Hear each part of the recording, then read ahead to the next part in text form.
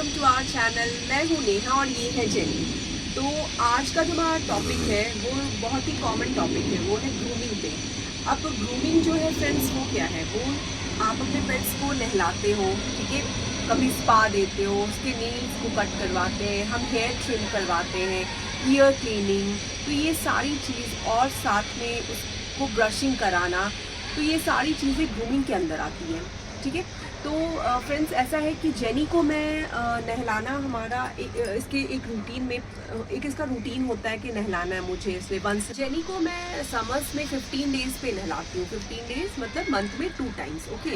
And जब winters होती है तो मैं दैट टाइम उसे वन मंथ के बाद नहलाती हूँ। क्योंकि हमने जब अपने वेट से भी कंसल्ट किया तो उन्होंने हमें बताया कि डॉग्स की स्किन के लिए एंड हेयर के लिए बहुत ज़्यादा नहलाना सही नहीं है। फ्रीक्वेंटली आप उनको उसको बात मत दो, इससे हेयर फॉल या स्किन की और भी प्रॉब्लम स्टार्ट हो सकती है। तो मेरे एक्सपीरियंस से मुझे लगता है समर्स में 15 डेज़, एवरी 15 डेज़ पे, and winter is perfectly fine कि आप एक मंथ पे अपने डॉग को बात दो, एक मंथ पे, या फिर ज़्यादा ठंड है तो कुछ और भी टाइम आप बढ़ा सकते हो अपने हिसाब से। आप किस क्लाइमेट में रहते हो ये भी बहुत डिपेंड करता है। तो ऐसा है।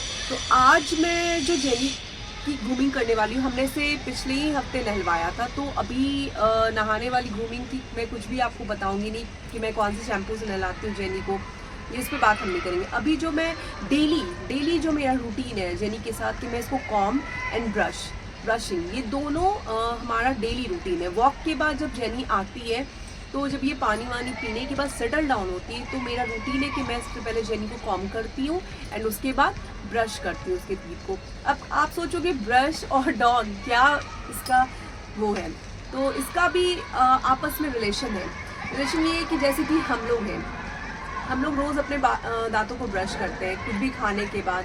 क्यों करते हैं? ताकि हमारे गम्स, हमारी टीथ जो है बिल्कुल जर्म्स फ्री रहे, किसी भी तरह का कोई बैक्टीरिया या फिर कोई भी आप जो कहते हैं मसूड़ों की प्रॉब्लम वो ना हो। तो वैसे ही हमारे जो फ्रेंड्स हैं, हमारे जो ये फरी फ्रेंड्स हैं, इनके लिए भी ब्रशिंग बहुत इंपॉर्टेंट पार्ट है।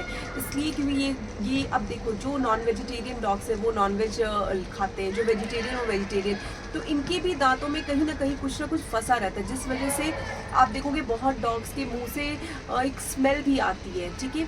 दूसरी उनके जो दांत होते हैं वो पीले पड़ जाते हैं। तो यदि आप डेली ब्रश को इनके रूटीन में लाओगे तो मुझे बिल्कुल क्योंकि मैंने खुद ये चीज़ देखा है। पहले मैं ब्रश हफ्ते में 2 दिन 3 दिन करती थी जेनी को, बट जब मैंने अपने वेट को ये बात बताई तो उन्होंने मुझे सजेस्ट किया नहीं, आप डेली जेनी को ब्रशिंग करो।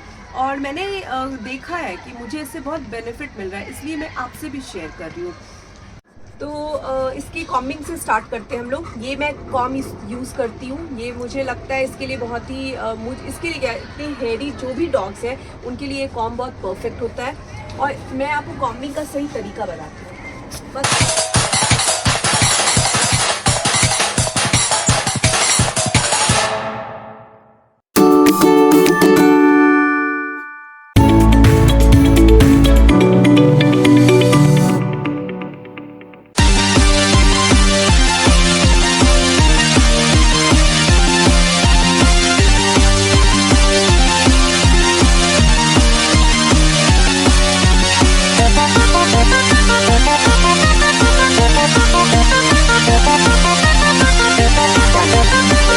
नेक्स्ट टाइम में आपने देखा हेयर्स कितने कम निकले, एक्स्ट्रा हेयर्स जो पहले थे हमने वो निकाल दिए। इस तरह से एक पार्ट हमारा कंप्लीट होता है जो है जेनी के कॉम्बिंग। सेकेंड पार्ट जो है वो है ब्रशिंग, तो वो मैं अभी आपको करके बताती हूँ। अब सेकेंड पार्ट जो है वो है अपना ब्रशिंग का, ठीक है।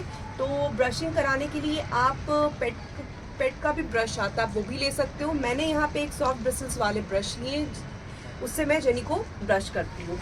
अब आपके पास यदि कोई पेस्ट है तो आप उससे कराओ, पेट के लिए भी पेस्ट आते हैं। मैं कोको क्रश यूज़ कर रही हूँ, मैं किसी भी ब्रांड कोई प्रमोशन नहीं कर रही हूँ, मैं ये यूज़ कर रही हूँ इसलिए मैं आपको बता रही हूँ।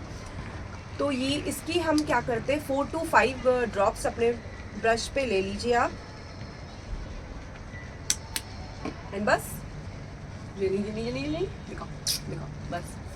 इसकी भी हैबिट है, आप इसकी ब्रशिंग, आप इसको ब्रश कराओ जहाँ जहाँ आपको लग रहा है। येलो इधर दिखाओ बेटा,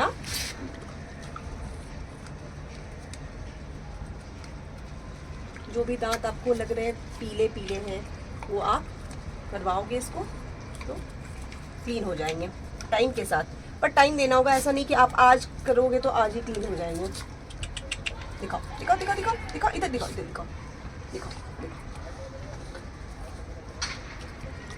इसमें सबसे अच्छा इस टूथपेस्ट का मुझे ऐसा लगता है कि इसमें कोकोनट ऑयल और मिंट ऑयल, क्लॉव ऑयल और सिनेमन ऑयल, सारी अच्छी अच्छी नेचुरल चीज़ें हैं, तो डेफिनेटली हमको ये यूज़ करना चाहिए।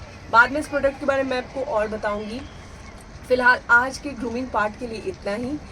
और एक और चीज़, इसके जो नेल्स होते हैं उसको भी हम लोग प्रॉपर वे में कट करवाते हैं। अभी तो छोटे हैं, मैं ये वेट के पास जाती हूँ अपने और मैं उनसे ही कट करवाती हूँ। और ईयर भी क्लीन करवाती हूँ। अभी तो जेनी की ईयर भी साफ़ है, तो ये दोनों काम मैं अपने वेट के पास ही करवाती हूँ। जब भी मैं उनसे जाती हूँ इसके चेकअप्स के लिए, तो वहाँ पे मैं उनसे इसके नेल को ट्रिम करना और ईयर क्लीनिंग, ये 2 काम मैं उनसे। वैसे आप घर पे भी ईयर क्लीनिंग कर सकते हो, मैं इसके लिए भी आपको बताऊंगी, वो भी मैंने रख रखा है। आप ड्रॉप्स होते हैं 4 to 5 ड्रॉप्स कान में डाल दो, थोड़ी देर के लिए कान को ऐसे रब करके छोड़ दो, तो जो भी एक्स्ट्रा वैक्स है कान की वो ऊपर की तरफ निकल के आ जाएगी और आप कॉटन से उसको रिमूव कर दो, तो वो आप घर पे ईजिली कर सकते हो। जहाँ तक नेल्स की बात है, आप नेल कट भी घर पे ही कर सकते हो, बट मुझे डर लगता है इसलिए मैं हमेशा अपने वेट के पास ही जाती हूँ। बस आज की वीडियो में इतना ही। आपको मेरा वीडियो अच्छा लगा तो प्लीज़ आप इसे शेयर करिए, लाइक करिए एंड सब्सक्राइब करिए मेरे चैनल को। Till then, bye bye.